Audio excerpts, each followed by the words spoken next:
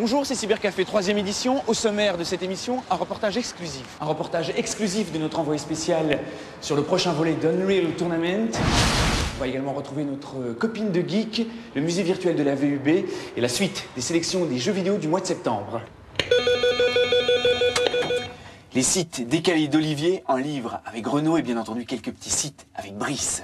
Et pour débuter, on va aller faire un petit tour du côté des services de musique en ligne disponibles en Belgique. Bonjour Brice. Hey, salut Raphaël. Bonjour Vincent. Salut Raphaël. Mais avant cela, le générique.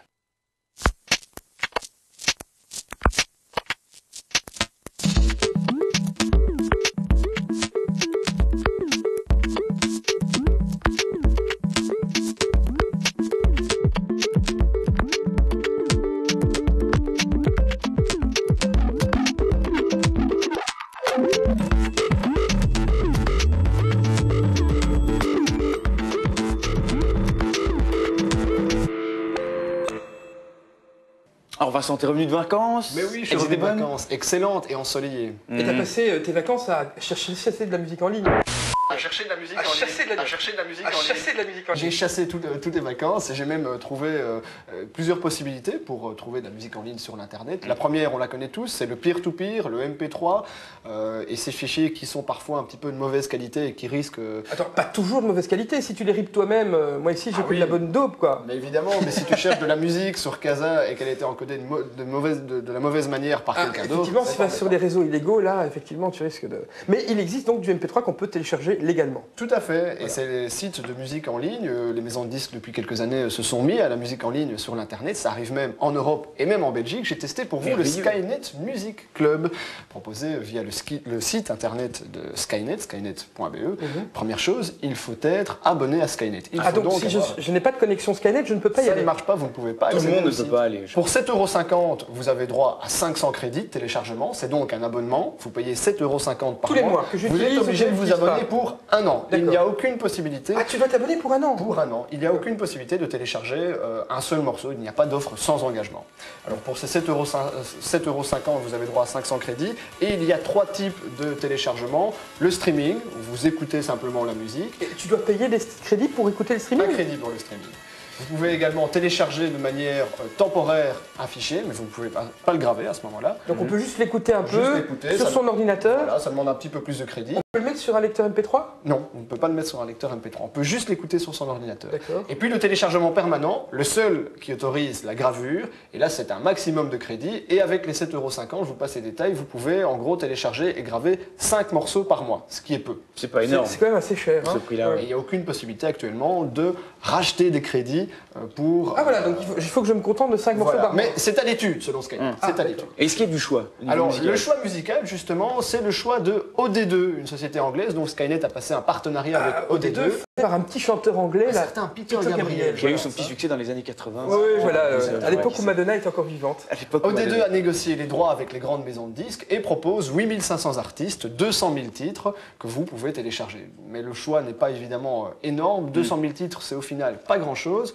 Exemple, si vous tapez Madonna, à part American Life, le dernier single, vous n'aurez rien d'autre. Si, un petit Greatest Hits, mais aucune trace de l'album, aucune trace d'un album précédent. Tant mieux, puisqu'on peut acheter que 5 morceaux, ce serait frustrant de devoir acheter l'album en 2 mois. Voilà. Mais surtout 5 morceaux, on a les 5 derniers morceaux de Madonna, évidemment. Il n'y a pas que Skynet qui lance un service en ligne, puisqu'il y en a plein qui vont se lancer dans les mois. Microsoft, via MSN, propose un service de musique en ligne. Et là, c'est nouveau, le service est accessible via le Windows Media Player.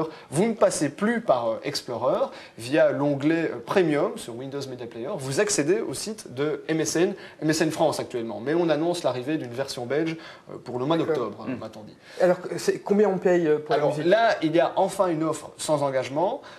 En gros, les prix varient entre moins d'1 € le morceau jusqu'à 1,89 € le morceau, évidemment. Ça dépend quoi? Du nombre de morceaux? Ça dépend du nombre de crédits que vous achetez. Si vous achetez un seul crédit pour acheter un seul morceau, vous payerez le maximum. D'accord. Et on paye comment? Alors vous payez par carte de crédit, simplement. Donc les enfants qui ont 15-16 ans, ils doivent avoir une carte de crédit pour... Il faut demander à papa et à maman à ce moment-là. Alors le choix, évidemment, est le même. C'est également OD2 qui fournit MSN. Donc c'est le même contenu. On retrouve la même chose. D'ailleurs, on remarque derrière que c'est un petit peu le même moteur de recherche. Ah oui, sauf que nous, on peut y accéder puisqu'il ne faut pas spécialement être abonné au provider Skynet. Exactement. Donc si tu recherches des artistes un peu underground, tu ne vas pas les trouver là. Endroit pour trouver. Pour les artistes underground, musique alternative, etc., c'est pas sur ces sites-là qu'il faut aller. parce qu'il n'y a pas énormément de choix. Et alors là, le format de fichier est aussi... Le format de fichier est différent, ce n'est pas du MP3, c'est du WMA, le fichier propriétaire de Microsoft, qui fonctionne uniquement avec Windows Media Player et qui surtout gère les droits d'auteur. C'est ce qui permet de dire à votre Windows Media Player si c'est un téléchargement permanent ou un téléchargement temporaire. Il y a quand même certains lecteurs MP3 qui jouent aussi du WMA. Oui, comme Apple a son iPod, format qui est le AAC. AAC, qui est en espèce, en clair, le successeur du MP3, c'est le MPEG-4. Voilà, exactement. Voilà. Et puis, signalons quand même qu'il va y avoir d'autres initiatives de musique en ligne, puisque Tiscali annonce un portail sur lequel on pourra aussi acheter de la musique en ligne, et puis il y a le fameux Apple Music Store qui va sortir peut-être actuellement disponible uniquement aux États-Unis. Et là, c'est encore un autre format de fichier. Ça devient intéressant, 99 cents par morceau, 10 gravures, la possibilité de le transporter sur un iPod, sur d'autres Macs, ça a l'air vraiment intéressant. Donc, conclusion. Le piratage et le peer-to-peer a finalement poussé toutes ces entreprises à lancer les services. Exactement. Et on aura le choix entre plein de services. On sent qu'on en est au début. On sent que c'est le début de la musique en ligne et que tout ça est encore flou, ça manque de clarté, pour être clair. Ouais. Eh bien Vincent, merci. Maintenant qu'on connaît la palette, à nous de faire le choix. Donc un des jeux les plus attendus de cette rentrée. Oui. Maître Gilles et ses jeux vidéo. De retour et pas à moitié vivant. Avec une vidéo de présentation, une vidéo technologique de Half-Life 2, donc un des jeux les plus attendus de cette rentrée. Oui. Alors une vidéo qui met en évidence, c'est ça qui est intéressant, la profondeur de champ du moteur 3D, puisqu'on voit toute la ville de Paris, ou je ne sais pas quelle ville, mais on voit donc très très loin le moteur 3D, et surtout le rendu des personnages dont les carapaces interagissent avec le décor. Les monstres, donc les carapaces interagissent avec le décor, c'est extrêmement difficile à faire. On avait vu d'autres démos qui étaient impressionnantes, mais qui mettaient plutôt en évidence le moteur physique. Donc le moteur qui permet à des objets de se casser ou à l'utilisateur d'interagir avec le décor. Donc c'est un jeu très attendu, Gilles. Évidemment, puisque Half-Life est au monde et son succès n'est plus à démontrer. Tu es venu avec un autre jeu, un jeu complet cette fois? Oui, avec Soul Calibur 2, c'est le retour du monument de la baston. Un jeu, le premier était sorti en 1999 sur Dreamcast. À l'époque, avait fait grand bruit, parce qu'évidemment, c'est pas comme maintenant. Parce qu'il était en stéréo, c'était un des premiers jeux en stéréo et il faisait beaucoup de bruit. Je suis pas sûr que ce soit ça. C'est un jeu de baston avec des bâtons, tu vois. Oui. C'est surtout qu'à l'époque, il n'y avait pas 3 consoles sur le marché, donc quand un jeu tirait pleinement profit d'une console, on en prenait plein les mirettes. Maintenant, évidemment, tous les joueurs sont blasés. Donc voilà, mais on se console comme on peut avec toutes ces consoles. C'est pas mal en frappant sur son adversaire. Voilà, c'est ça, on lui tape dessus à coups de bâton. Bien, hein. Le principe de Soul Calibur 2, c'est de proposer un jeu de bâton. Un jeu de baston, je veux dire. Un jeu de baston armé. En fait, tous les combattants ont des armes en tout genre aussi tranchantes que possible. Ça sort sur toutes les consoles. Et aura pour intérêt de satisfaire le néophyte en la matière, comme le est soucieux d'enchaîner un maximum de combos. La particularité aussi du titre, c'est de proposer sur chacune des versions plateforme un personnage exclusif. Donc sur la version PlayStation 2, on trouve un personnage de Tekken 4, Heihachi, qui lui est venu les mains vides. Sur la version Xbox, on découvre Spawn, oui. Il est particulièrement moche. Hein. Il est particulièrement laid, c'est un comics tiré des studios de McFarlane. Et pour la version GameCube... C'est Robin des Bois. Oui, on découvre naturellement Link, ambassadeur. Mais il ressemble à Robin.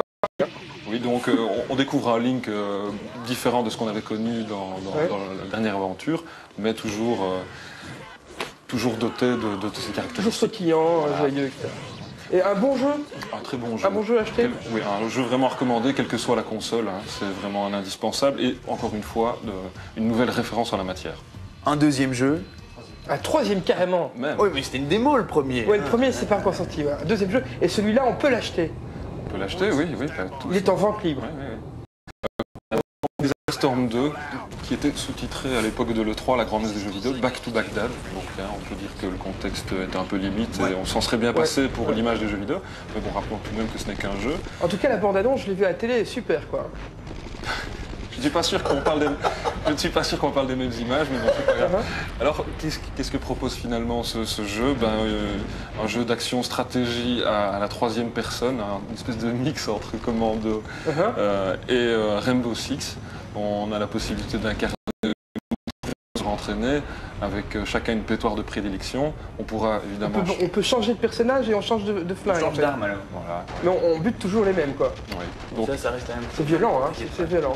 et au niveau du contexte, ça reprend, comme le premier titre, les événements du Golfe en 91, mais ici, la petite parade scénaristique propose de vivre un conflit qui serait une sorte de déclinaison du premier, mais un conflit fictif et Une virtuel. fiction qui se passerait après la première C'est un guerre. peu lourd, hein, on n'aurait même Ouais, pas à nous ouais. prendre autant pour des cons.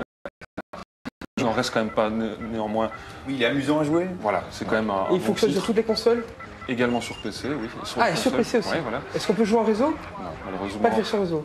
On pourra jouer jusqu'à 4 personnages en écran partagé. On appréciera aussi l'intelligence artificielle, puisque dans ces décors de ville, elle ne sera pas en reste. Et voilà, ce n'est pas non plus la grosse claque de la rentrée. Si on a déjà le 1, ça vaut la peine d'acheter le 2? Ce n'est pas une grosse évolution, mais ça plaira en tout cas à tous les...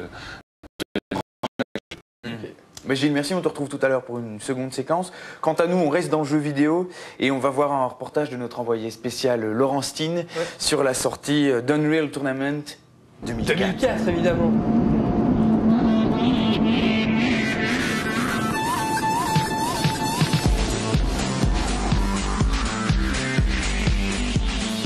Hi, we're in Frankfurt, Germany, looking at Unreal Tournament 2004 for the PC. Rendez-vous dans une usine désaffectée face à la presse européenne des développeurs d'Epic. Unreal Tournament 2004. Unreal Tournament 2004, c'est de l'action, action et action. On a repris le mode Assault, mais on l'a fait beaucoup plus complet que sur la version originale. Maintenant, c'est beaucoup mieux pour jouer online. On a fait plein d'améliorations, on a le nouveau mode Onslaught avec des véhicules, on a de nouvelles armes géniales. Il y a beaucoup plus de contenu dans cette version que dans la version 2003. C'est un jeu d'action très complet. Et principale nouveauté d'Unreal Tournament 2004, le mode Onslaught. L'idée derrière Onslaught, c'est que vous avez deux équipes, les rouges et les bleus. Chaque équipe a sa base. L'objectif est d'aller détruire la base de l'équipe adverse, mais pour atteindre cette base, il faut d'abord passer par différentes positions qui sont reliées sur une grille. Donc, avant de pouvoir attaquer la base adverse, il faut d'abord contrôler toutes les autres positions de l'ennemi. Et chaque position n'est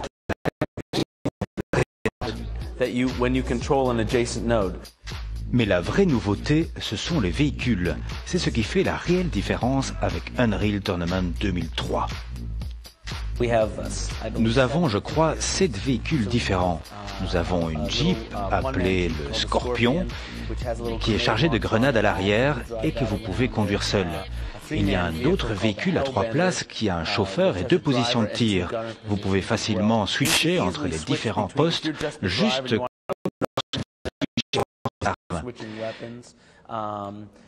il y a le Raptor qui est un véhicule volant, un croisement entre un hélicoptère et un avion. Cela se manœuvre vraiment comme un hélicoptère. Il y a aussi le Manta, un autre véhicule volant. Avec celui-ci, vous pouvez sauter ou même plonger. Lors de cette présentation, une cinquantaine de machines étaient à la disposition des journalistes. Alors, pour l'instant, ça m'a l'air plutôt une bonne surprise. Maintenant, les véhicules apportent un vrai plus, ça c'est indéniable. C'est pas simplement des petits gadgets qu'ils ont posés là comme ça. Ça apporte un petit aspect stratégique aux parties, puisqu'il faut utiliser toujours le bon véhicule au bon endroit. Par contre, les parties deathmatch, à mon avis, n'ont pas évolué du tout. Ça reste basique et bourrin, mais sinon, globalement, que c'est rafraîchissant dans la série des Unreal Tournament. À mon avis, ça laisse présager de choses encore meilleures, à mon avis, pour les prochains épisodes. côté nouveauté, Unreal 2004 apporte également quelques nouvelles armes. Nous avons de très belles nouvelles armes dans Unreal 2004. On a un lanceur de mines collantes. Il lance des mines qui se collent aux gens, aux véhicules ou à certains objets. placer plusieurs de ces charges sur des véhicules et vous pouvez les faire sauter plus tard.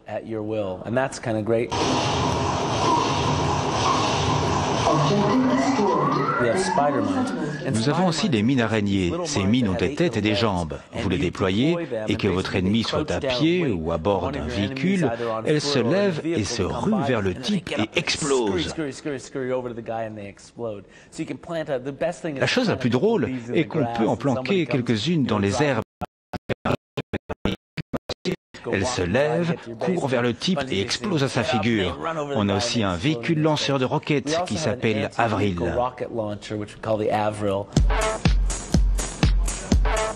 Voilà, là je suis en train de tuer mon collègue français, donc c'est une grande victoire. Et je suis très heureux. C'est très violent, hein. Ça faut bien le dire aux téléspectateurs. C'est un jeu très violent. Là, Unreal, c'est plus le fun. C'est plus le fun, c'est plus pour le grand public. Ce qui est...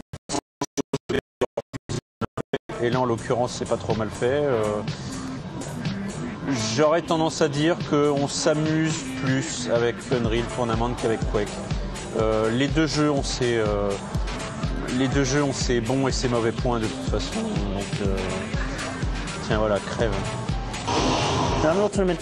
Unreal Tournament 2004 ramène beaucoup de la saveur de la version originale que nous avions perdue dans la translation avec le nouveau moteur et le nouveau contenu. Perdu. Mais maintenant, le mode Assault ramène indubitablement la sensation du jeu original. Nous avons aussi de très bonnes nouvelles cartes.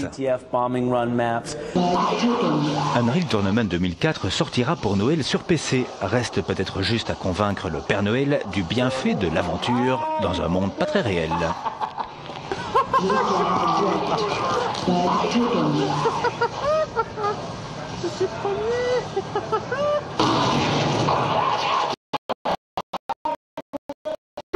Ils doivent créer eux-mêmes une borne multimédia, en effet. On reste dans le monde virtuel avec le musée virtuel de la VUB. On reçoit Stéphanie Govart. Bonjour. Bonjour. Vous venez nous parler de ce concours qui s'adresse aux jeunes. En quoi consiste ce concours ? C'est un concours axé sur la science et les multimédias. C'est en fait un concours qui offre la possibilité aux jeunes bruxellois de se familiariser avec les sciences d'un côté et de l'autre côté avec les toutes dernières technologies dans le domaine de la web communication. Une borne multimédia, en effet. Qui sera exposée dans le musée virtuel. Donc, si vous voulez, la VUB a créé un site qui représente un bâtiment virtuel appelé le musée. Dans lequel on peut se déplacer sur Internet en 3D, tout à fait. Et on voit les images. Ouais. Tout à fait. Et donc, chaque édition, la VUB crée un étage. Ça fait combien d'années que ça a lieu ? Maintenant, on vient de lancer la 3e édition. Donc là, on arrive au 3e étage. Au 3e étage. On n'est pas encore à la tour Madou, hein. On a encore le temps de voir venir. Et on y sera un jour. On y sera un jour, ouais. Donc maintenant, en effet, on vient début septembre. Parce que jusqu'à présent, on a uniquement connu des éditions en Flandre, dont on voit les résultats dans le musée, déjà aux 2 premiers étages. Mais maintenant, avec la région de Bruxelles-Capitale, on a décidé d'ouvrir l'espace à tous les jeunes bruxellois. Alors, tu veux dire qu'au 1er et au 2e, on aura des trucs que en irlandais, oui. Et à partir du 3e, on aura du bilingue. Du bilingue. Génial. Donc le thème cette année, c'est Bruxelles. C'est Bruxelles, comme on est cofinancé par la région de Bruxelles-Capitale, en effet. Alors ça s'adresse aux jeunes de quel âge à quel âge? Les 2 dernières années de l'enseignement secondaire, il faut juste inscrire, envoyer un petit mail ou par fax, une proposition en quelques lignes, comment vous voyez Bruxelles. Donc ils choisissent eux-mêmes ce qu'ils veulent faire autour de Bruxelles. Et d'ailleurs, vous verrez sur le site cybercafé.tv, on vous donne toutes les adresses pour pouvoir vous inscrire. Parce que si j'ai bien compris, tout le monde peut soumettre un projet, mais il n'y en aura que 10 qui auront toute l'aide pour faire leur site internet. En effet, un jury choisira les meilleurs, les idées les plus originales. Seront chargés de la construction de ce 3e étage. Donc vous fournissez les matériaux pour pouvoir accéder à la construction de ces sites. En effet. Donc ça va en fait en 2 étapes. Donc ils seront guidés par des professeurs, les chercheurs de la VUB au niveau de contenu, comme ça reste aussi un concours scientifique.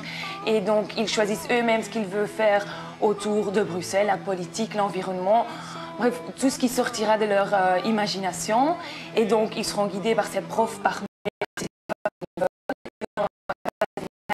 de la réalisation. nous, on ira avec des professionnels donner des formations multimédia dans les écoles.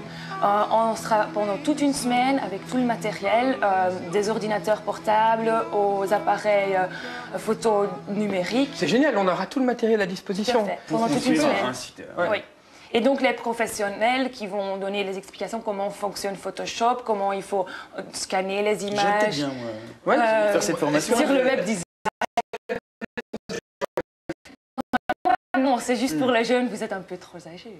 Ouais. Non, Raphaël est encore très jeune. Très basse, Mais c'est pour tout le monde. Il y a des jeunes qui ont vraiment des connaissances énormes, souvent même plus que les professionnels là-dedans. Mais il y en a aussi qui s'y connaissent pas du tout. Donc le parfait candidat pour nous, ce sont vraiment les deux, les jeunes qui veulent apprendre, mais aussi bien les jeunes qui sont déjà... Ils sont en groupe, hein? Ils sont en groupe, tout à fait. C'est des groupes de combien? De 5 à 10 personnes. De 5 à 10 personnes, oui. Donc... Et tous ensemble, ils vont faire quelque chose. C'est génial. Et on peut s'inscrire jusqu'au quand? Jusqu'au 28 novembre. 28 novembre. Oui. Et puis, le jury prendra son temps pour se décider et les groupes gagnants seront connus juste avant les vacances de Noël. Et à partir de là, ils commencent vraiment à travailler au contenu et alors après à l'élaboration multimédia. Stéphanie, merci.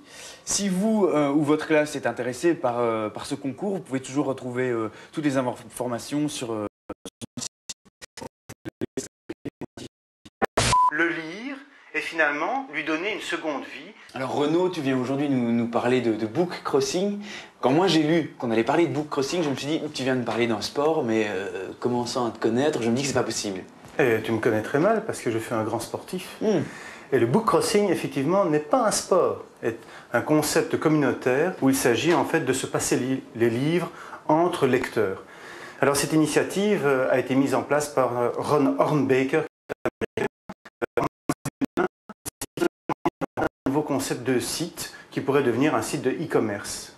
Et à l'image de phototag.org, où il s'agit de mettre à disposition des images photos et de pouvoir les échanger, il s'est dit, mais finalement, lorsque je lis un livre, je le remets dans ma bibliothèque. Il ne se passe plus rien, il reste là. Si un ami souhaite le lire, il vient chez moi, je peux lui prêter. Et au bout de 24 heures, après une bonne nuit, il s'est levé, il s'est dit « Eureka, j'ai trouvé l'idée. Je vais créer un site sur lequel on va affectant en fait un book crossing ID, il sera référencé. Je pourrai le déposer dans un restaurant, dans un café, dans un bistrot, dans une station-service. Et un lecteur pourra venir le prendre et le lire à son tour. Un lecteur qui est membre de book crossing pourra venir le prendre, le lire et finalement lui donner une seconde vie et le passer de lecteur en lecteur qui font partie du site book crossing. Donc un livre peut faire le tour du monde comme ça? Un livre peut faire le tour du monde. Par exemple, aujourd'hui, et tu tombes sur les contes de la folie ordinaire de Bukowski. Par exemple. Tu te dis, c'est fantastique ce bouquin, extraordinaire. Je peux également tomber sur un recueil de Playboy, mais... Non, parce que seuls les livres sont référencés sur Book Crossing. Donc il ne s'agit pas de magazines, ni de cassettes vidéo porno, ni de CD-ROM, uniquement des livres. Donc tu prends les contes de la folie ordinaire, tu le lis, tu le dégustes, et tu te dis, c'est génial, j'ai envie de partager ça avec d'autres personnes. Tu l'enregistres sur Book Crossing, et il se voit attribuer un identificateur, et tu lui, il fait partie des membres du site, se dit, génial, je sais que je vais trouver les contes de la folie ordinaire en français, au Falstaff, il vient, il le prend, manque de peau, il rentre chez lui, à Londres, et se dit, ben, finalement, continuons la chaîne, et un Chinois vient le prendre, le lit, et ainsi de suite, ton livre peut faire tout le tour du monde. Et alors sur Internet, il est mis où tu vas déposer le livre Oui, sur Internet, tu as toutes les informations, où tu vas déposer le livre, il y a des commentaires, il y a des notes, donc le site est extraordinaire.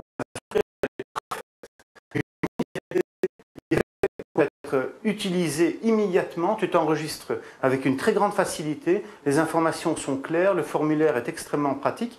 Il faut savoir qu'à l'heure actuelle, il y a à peu près 163 000 adhérents et 1,5 million de livres qui sont partagés. Et en Belgique, ça fonctionne, ça tourne? Alors en Belgique, ça fonctionne, il y a énormément de membres actifs, même certains membres actifs de Cybercafé en font partie et donc partagent des livres.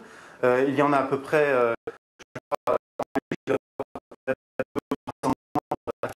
Donc déjà, ça s'est répandu comme une traînée de poudre dans le monde entier. Et c'est un nouveau concept. C'est un concept communautaire de partage. Finalement, c'est une nouvelle forme de bibliothèque. Partager sa culture avec d'autres, oui. Faire découvrir des livres que toi tu as lus par d'autres. Je trouve que c'est le meilleur moyen d'utiliser Internet. Et je t'invite à t'inscrire et à partager tes bouquins. Je vais aller y déposer mes mémoires de Daniel Prévost sur ce site. Ouais. Eh bien, j'irai le prendre.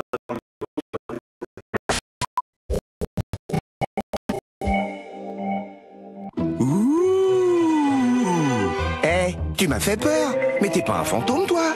Il y a une tache, c'est même pas propre. Persil pur, tu connais? Grâce à la puissance multi-active de Persil, toutes les taches disparaissent, même à basse température. Persil, parfaitement propre. Qualité Henkel. Bienvenue chez les esprits. Pur, pur, pur. Persil en poudre.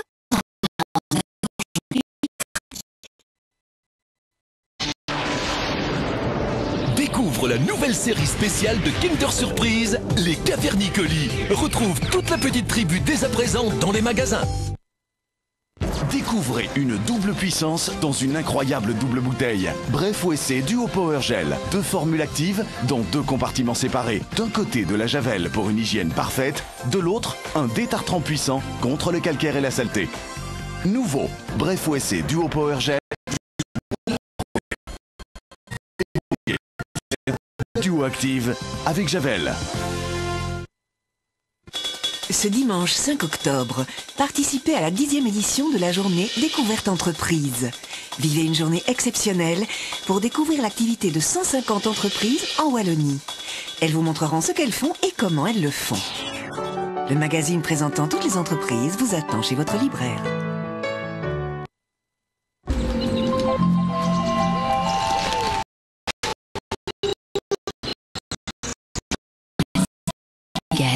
Un nouveau journal. Comme pour les emballages en papier et carton, il n'y a plus de gaspillage. Les objets de demain, vous les triez aujourd'hui.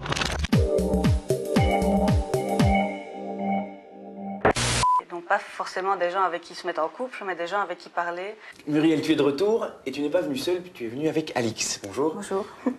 Alors, il paraît que les geeks ont besoin d'énormément d'amour, par exemple.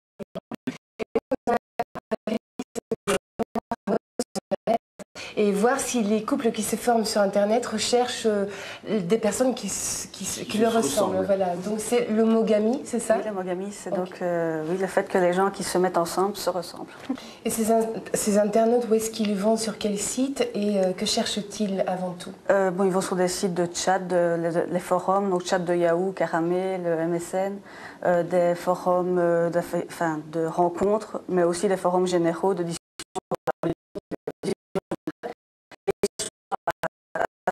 Qui parler. Donc pas forcément des gens avec qui se mettre en couple, mais des gens avec qui parler de tout, de rien, de leurs problèmes personnels. Donc c'est très vaste, quoi. Déjà, s'ils vont sur des forums où ils ont des discussions sur un sujet commun, oui, c'est déjà une forme d'homogamie. Ils se ressemblent parce qu'ils parlent du même sujet. Oui, déjà, si c'est par le centre d'intérêt, forcément, ils se ressemblent déjà à ce niveau-là. Mais il y a parfois des forums très généraux, hein, chat, voilà, c'est tout. On va juste pour parler, donc il n'y a pas de sujet. Juste pour se rencontrer. Voilà, juste pour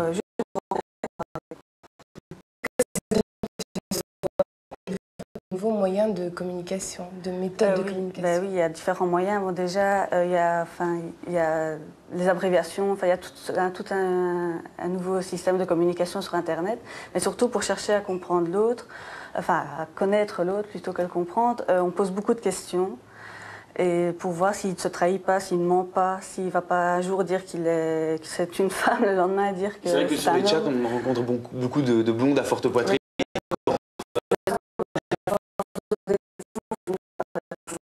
Peut-être quelque chose, anguille sous roche. Oui, finalement, tu n'es pas celle que je pensais. Pas, non. Donc, c'est à force de poser des questions, puis à la limite, il faut à force de voir des photos, webcam, vocales, et puis se voir. Il faut se voir un jour pour savoir si c'est bien l'autre, si c'est bien ce qu'on pense. Est-ce qu'il y a des relations durables qui découlent de ces rencontres? Oui, il y en a, oui, bien sûr. Voire des mariages? Moi, j'ai pas interrogé de personnes qui s'étaient mariées. Ils sont fiancés, ils sont fiancés, mais j'ai déjà vu.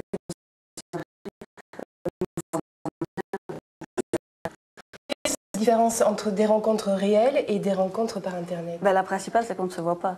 Oui. Donc, ça change le déroulement de la relation. Quand on est dans une rencontre classique, on voit l'autre et on peut juger l'autre à partir de son apparence. Donc, est-ce qu'il se tient bien, comment il est habillé, tout ça, ça donne des indices sur son statut social, sur sa culture. Et donc, on sait reconnaître quelqu'un en fonction de son apparence.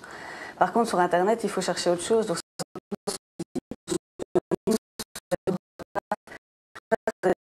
d'autres indices qu'on va chercher. Et quand on utilise un pseudonyme, c'est qu'on s'est créé un personnage, donc ce personnage ne raconte pas des choses vraies, peut-être. Oui, c'est vrai on peut mentir, ça c'est sûr, mais donc c'est comme je dis, il faut du temps, on ne peut pas savoir en un jour, est-ce que l'autre sait bien ce qu'il dit être. À moins qu'il ait une webcam, et encore, on peut imaginer qu'on mette quelqu'un d'autre devant la webcam. Donc c'est jamais sûr à 100%, mais à force de parler avec l'autre, les gens disaient, on se connaît bien.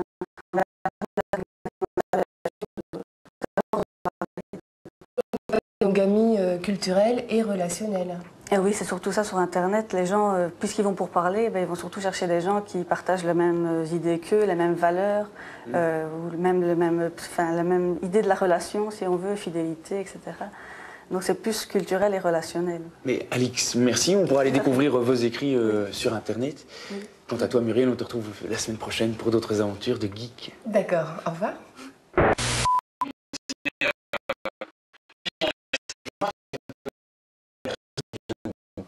Nous cultiver. Et surtout, Monsieur Tourné-Monté pour les anciens de Cybercafé. Pour les initiés. Voilà, Jean-Marc est un vieux fidèle de l'émission. Avant le 21e siècle. Tu viens nous parler BD et Internet. Voilà, 2 en 1. J'ai pris mon petit matériel avec moi. Je vais vous parler de Donjon. Une bande dessinée gigantesque, puisque les auteurs Johannes Farr et Liv Strandheim ont décidé d'en sortir 300, hormis les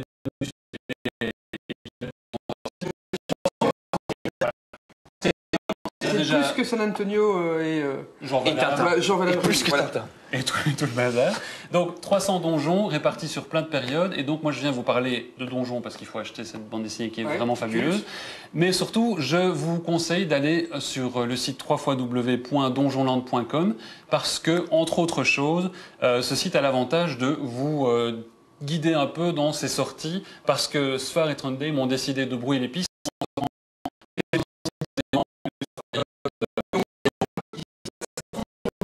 Et sur le site, on peut les resituer.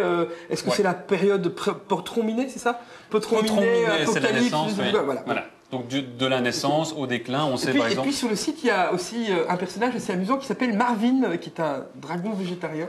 Qui est là. Dans les donjons, il y a des dragons. Voilà. Et donc oui, Marvin, qui est un des personnages avec Herbert le Canard et Hyacinthe par exemple, qui tout au long des 3 périodes vit sa vie de dragon.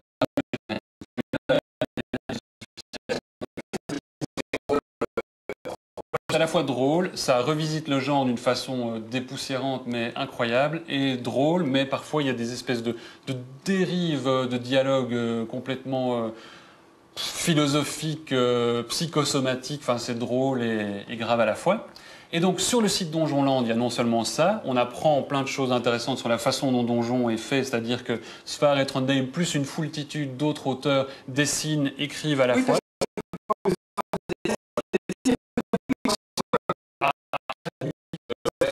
Sauf s'il y a des manchots, là, c'est parfois... Et vouloir en faire 300, il va pas y en avoir des albums un peu plus faibles? Pour l'instant, moi, je les ai tous lus. Donc, tant les albums officiels, je dirais, que les albums cadeaux, bonus. Et ils sont tous à la fois drôles. Et il y en a combien qui sont sortis jusqu'à présent? Une trentaine. Ouais. Je ne saurais pas te dire exactement. Et 2003 sera l'année donjon, puisque chaque mois sortira un donjon. J'ai pas fini. J'ai encore du temps. Mais poursuis. Sur Donjon,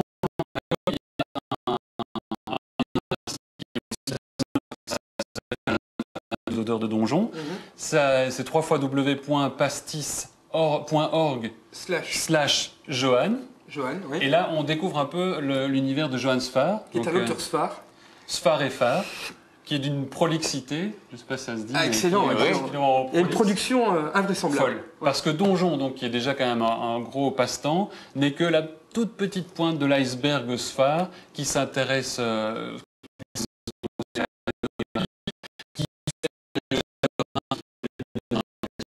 encore le temps d'écrire un scénario qui est accepté, donc qui va être tourné apparemment l'année prochaine, de Grand Vampire. Je ne sais pas. Si on lit ce bouquin, on se rend compte qu'en plus, un long métrage.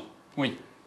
D'accord. Incroyable. Voilà, moi je trouve ça complètement incroyable. En plus, n'arrête pas, quoi. Sur pastis.org, il y a des jeux animés où on peut se faire casser la figure par Marvin, le dragon végétarien. Il y a un site de musique en ligne où les gens amateurs, par exemple,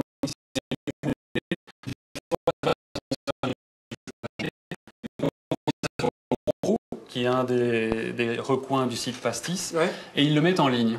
Et il trouve encore le temps, ce garçon pas quand, il trouve, surchargé. Voilà, parce que l'année prochaine va sortir, ou dans les mois qui viennent, des jeux sur e-mode. Ah oui, sur base de ses dessins et de ses... Et ces dessins, je veux dire, de donjons. Des jeux qu'on pourra jouer sur son téléphone. Voilà. Avec les personnages de donjons. Oui. Et ça sort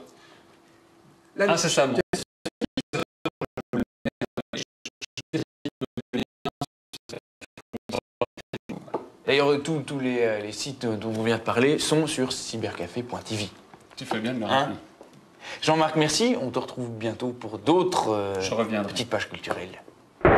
Tu seras quand même bien surpris de la qualité de réalisation. C'est vraiment impressionnant. Des images toujours, mais sur écran cette fois, avec Gilles et la suite des jeux vidéo. Oui, avec le retour de F-Zero sur GameCube. C'est Wipeout ton jeu, Gilles. Voilà, c'est un peu la réponse de Nintendo.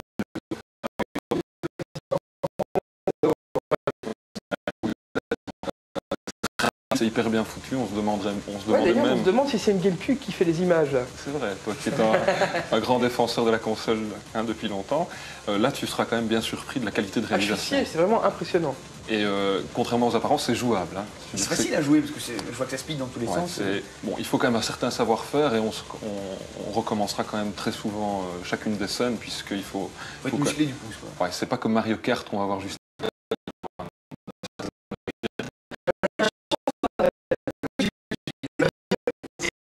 Un hippopotame rose.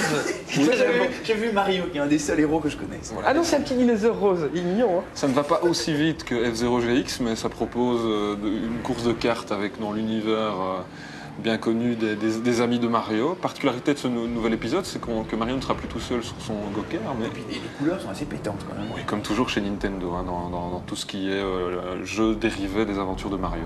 Donc là,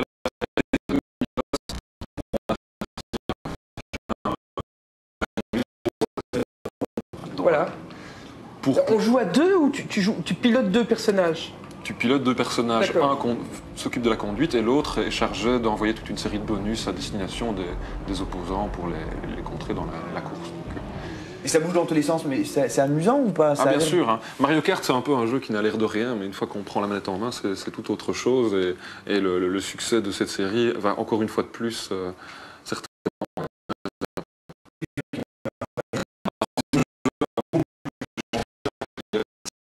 Metalix, un jeu fait par Midway.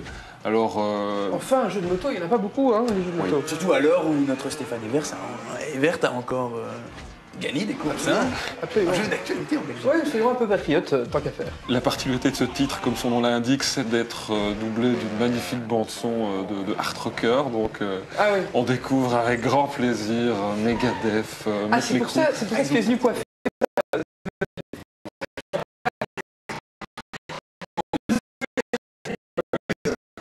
Jaloux. Hein. Non, en fait, évidemment, le jeu directement, on sautera sur les options configuration du son pour enlever directement tout ça. Qu'est-ce que ça propose de plus? C'est finalement un jeu de motocross classique à la Mython Madness, avec la particularité quand même d'être vaguement scénarisé dans un univers bien déjanté avec des personnages très typés. On pourra aborder sur le terrain de jeu qui est absolument immense toute une série de missions comme ça qu'on est en train de voir.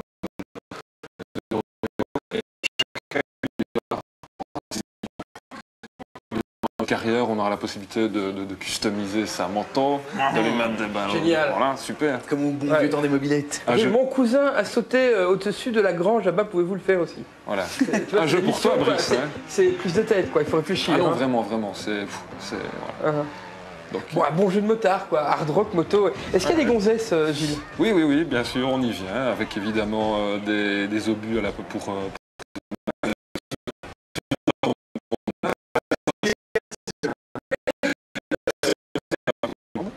Donc évidemment, tout le côté figure aérienne est pris en compte. C'est un peu comme dans les jeux de ski, en fait, tu dois faire des manipulations, des enchaînements. Quoi. Avec le jeu également propose d'établir le saut le plus long, bref. Bref, un jeu bien amusant. À conseiller ou pas trop? Se défouler. Oui, c'est sans plus. C'est pas un jeu, c'est pas un indispensable, mais bon, les jeux. C'est le genre de jeu que tu peux jouer.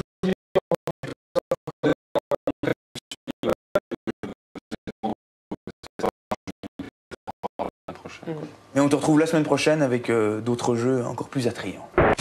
Des petites astuces pour passer le temps plus rapidement au bureau, tu vois. Olivier est de retour. Olivier, as-tu bien travaillé cette semaine? Eh bien écoute, je dois t'avouer, pas tellement en fait. Je suis plutôt fainéant et puis j'ai trouvé en fait des petites astuces pour passer le temps plus rapidement au bureau, tu vois. C'est-à-dire? Bien écoute, bon, j'arrête pas à voir ces images de vacances.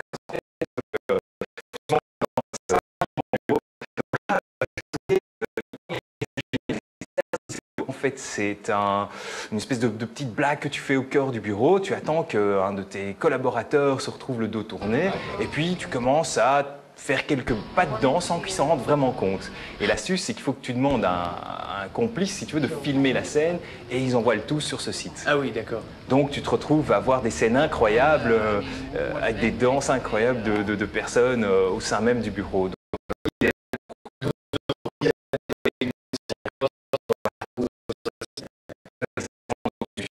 Il faut évidemment essayer de trouver des circonstances assez comiques, genre quelqu'un qui est en train de photocopier, il est très énervé, en train de travailler comme un fou sur des plans, et toi tu t'amènes et tu danses à l'arrière. Mais attention, surtout pas te faire prendre, il ne faut pas que tu te fasses remarquer. Quoi, hein. Et sur ce site, il y a beaucoup de petites vidéos comme ça? Oui, tu retrouves plein de petites vidéos, son format QuickTime, donc tu vois, c'est une ou deux minutes, c'est assez rapide, mais franchement, plein de pages, plein de...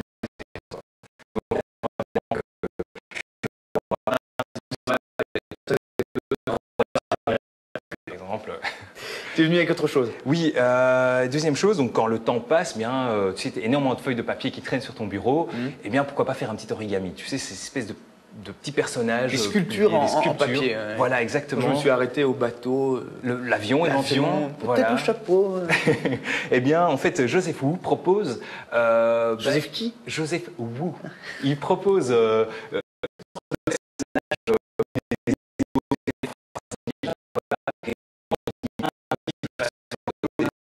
Sur son site, on retrouve toutes sortes de ressources pour apprendre à devenir le maître de l'origami. L'explication, le pliage, exactement, la qualité de papier. Donc tu sais, tu passes tes commandes à ton boss d'avoir des qualités de papier bien spécifiques, voilà, pour que ça passe inaperçu tout au long de ton boulot. Quoi. Tout ça, c'est encore des trucs pour rien foutre au bureau. Hein. Tout à fait, t'as compris. C'est vraiment, compris. Je suis dans cet esprit-là aujourd'hui. Et le troisième site. Ouais.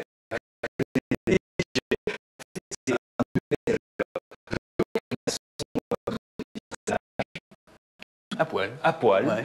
Et le site en fait propose un peu comme si tu avais un logiciel d'édition de film en fait, tu vois, de faire ta propre séquence animée, mais basée uniquement sur des personnages à poil. Ah oui. Voilà, donc tu pourrais par exemple t'amuser à les faire écrire un mot par exemple. Ah oui, tu peux leur faire un titre, ton nom. Voilà, ou tu les fais courir de gauche à droite de l'écran, tu fais un titre.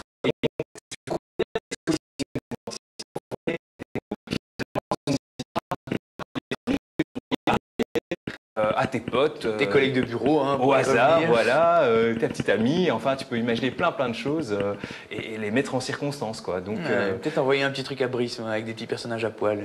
Ça pourrait l'intéresser à mon avis. Et donc pas oublier cette force donc de pouvoir avoir, si tu veux, toute cette gestion du temps et c'est comme un logiciel d'édition de film finalement. Tu fais ton petit scénario pendant les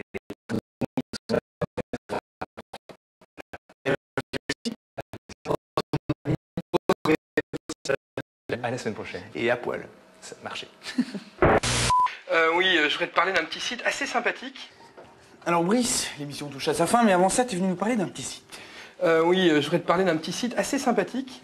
Et, dis donc, ils ont tout laissé dégueulasse, là, l'équipe des tournages. Enfin, ils sont pas très propres. Un petit site sympathique dans la mesure où tu as parfois envie peut-être de ne pas assister à certaines fêtes de famille, l'anniversaire de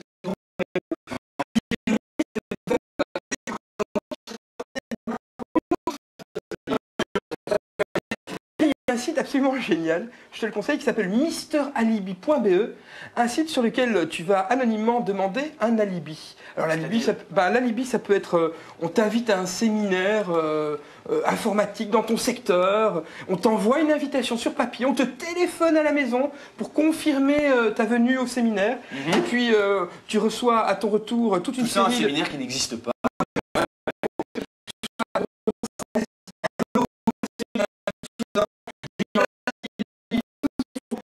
Croire que tu étais bien à ce séminaire alors que tu étais à la cascade de cou avec ta mais en plus de ça, le coup fabuleux, c'est qu'ils s'occupent, attends, tu dois rincer un peu, ils s'occupent en plus de faire pour toi toutes les réservations, l'hôtel, la chambre, le restaurant et tout, avec leur carte de crédit, et puis toi tu reçois simplement une facture à la fin, totalement anonyme. Et c'est payant, j'imagine. C'est payant, bien sûr, c'est payant. Ça commence à 50 € pour un alibi de base. Ouais.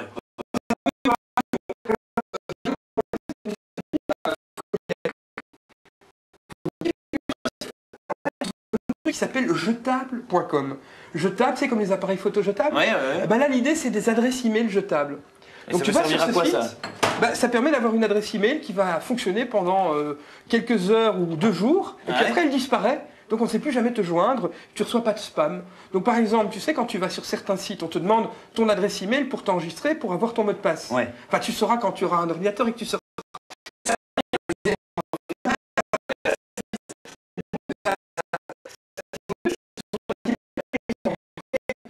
Mais c'est chiant le spam. Okay, ça, c'est les spams, c'est les emails que tu veux pas recevoir. Les courriers non sollicités. Voilà. Et bien là, tu vas sur le site jetable.com, tu mets ta vraie adresse email. Et puis eux, ils créent une adresse email de façade, par exemple raphaël@jetable.com, d'accord. Et alors le courrier envoyé à raphaël@jetable.com sera renvoyé vers ton adresse à toi. Enfin, quand tu auras une connexion internet et un abonnement, bon.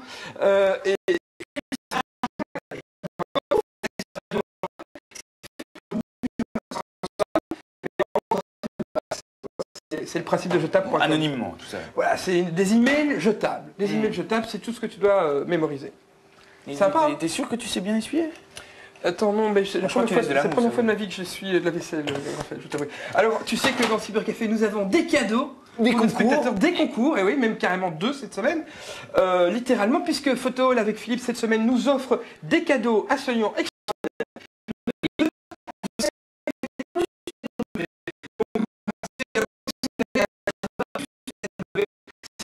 RW ou un -R par exemple, ça ne sert à rien.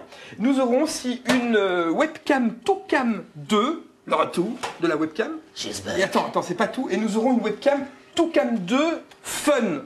C'est-à-dire je sais pas, c'est le top. Ok, à mon avis, c'est avec plein de trucs avec, voilà. Et c'est offert par Photo Hall. Et puis, nous avons, Raphaël, un super cadeau. Un cadeau.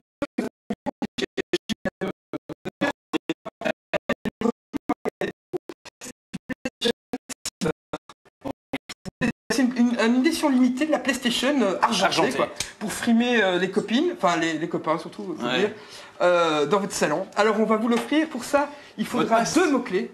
2 mots-clés, un cette semaine et premier la semaine prochaine. Facile. Cette semaine, on est dans une cuisine. Donc c'est cuisine. Voilà. Mot de passe cuisine pour cette semaine. La semaine prochaine, il y aura le 2e mot-clé. Vous participez à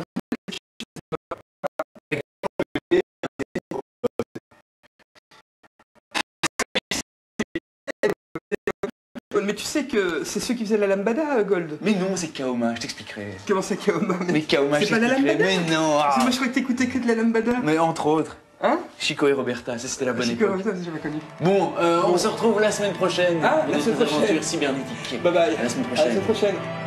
Tu sais que tu me laves très mal. Mais non, moi je suis peut-être mal.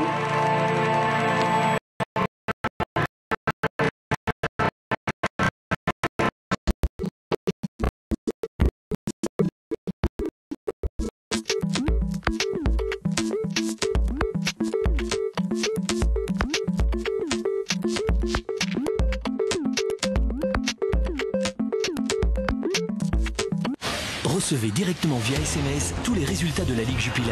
Pour les résultats du week-end, inscrivez-vous en envoyant un SMS au numéro 3028 avec le code RTBF espace FootJup.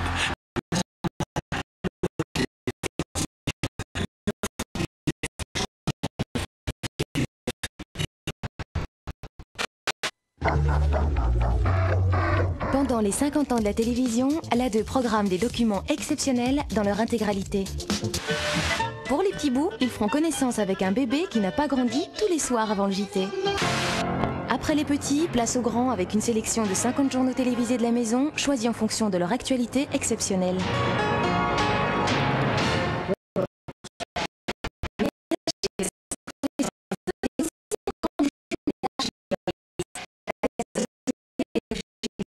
Parmi les documentaires primés, tandis qu'Archive parcourra l'histoire du petit écran à travers différentes thématiques. Rendez-vous en septembre avec nos invités et nos plus belles images dans une émission qui s'appelle toujours Archive. Moi c'est Elodie, à très bientôt. L'A2 consacrera une large programmation de classiques du cinéma et pour mettre la cerise sur le gâteau, la série culte des années 60, chapeau melon et bottes de cuir dans sa couleur originale.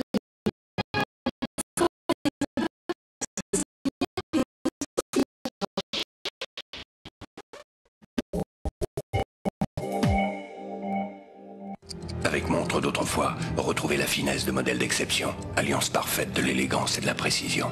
Montre d'autrefois, le numéro 1, l'Oriental et son fascicule, 4,50 €.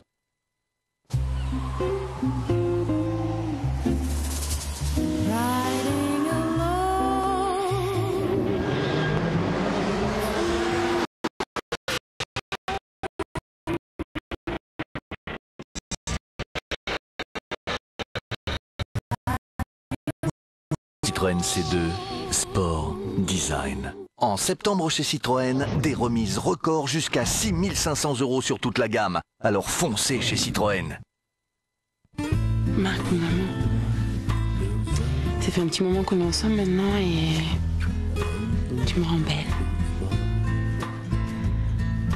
Tu me rends heureuse.